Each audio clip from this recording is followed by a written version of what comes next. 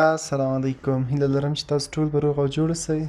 په دې ویډیو کې غواړم چې تاسو ته وښیم چې څنګه کولی شو خپل د جیمیل ډیټا بیرډ هغه تغییر کړو. یعنې یو چا کله چې تاسو ایمیل جوړوئ او په هغه وخت کې مو ډیټا بیرډ ته توجه نه وي کړې یا مو هغه خپل د ډیټا بیرډ مطابق څه مو نه دي پکې ډیټا بیرډ کې اډ کړي یعنې نه وي پکې ذکر کړي، نو تاسو غواړئ چې خپل د ایمیل یا جیمیل ډیټا بیرډ څنګه کوي هغه اوس تغییر کړئ یا هم تاسې هغه خپل ډیټا بیرډ کې ورکړئ، ځکه چې دا ډیټا بیرډ بیا په هغه کې هم ډیره مرسته تاسو سره کوي. کله چې ایمیل مو خراب شي یا مشکل پیدا کړي بیا تاسو سره ډیټا بیرډ هم ډیره مرسته کوي، نو ځکه باید تاسو خپل ډیټا بیرډ په یاد ولرئ. نو تاسې لکه که تاسو چیرته ایمیل ته مو خپل ډیټا بیرډ نه وي ورکړی نو تاسې بل ته لاړ شئ، خپل ډیټا بیرډ ورکړئ تر څو هیر مو هم نشي او ایمیل مو هم سترانګ هغه تاسو هغه مطابق راشي.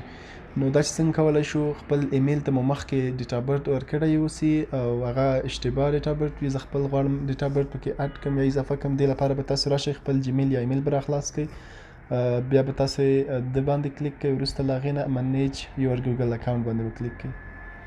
کله مو چې دلته کلیک کړو نو تاسې به راشئ پرسنل انفو ته. کله چې پرسنل انفو ته راغلی نو تاسې به ښکته راشئ، دلته برډې تاسې ګورئ دا، نو دا به تاسو څنګه کوئ دې باندې به تاسې کلیک کوئ. کله چې دې باندې تاسې کلیک کوئ نو لږ څه به منتظر پاتې شئ.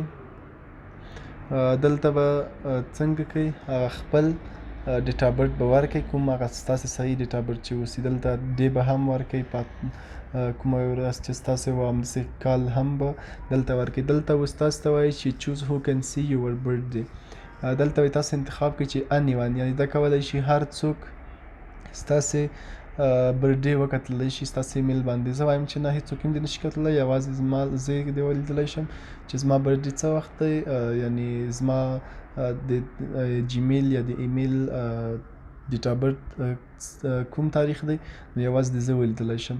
نو کله چې تاسو په دې کې تغییر راولئ تاسو ته دلته به د سیو آپشن راشي، نو زه بیرته خپله د مې کوم ځکه چې مې زما ډیټا بیرډ دی.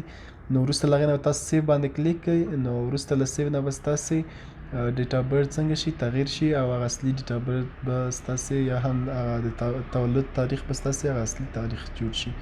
نو په دې طریقه تاسو کولی شئ خپل جیمیل لپاره د تولد تاریخ یا هم ډیټا بیرډ څنګه کوئ تغییر یا هم تبدیل کړئ.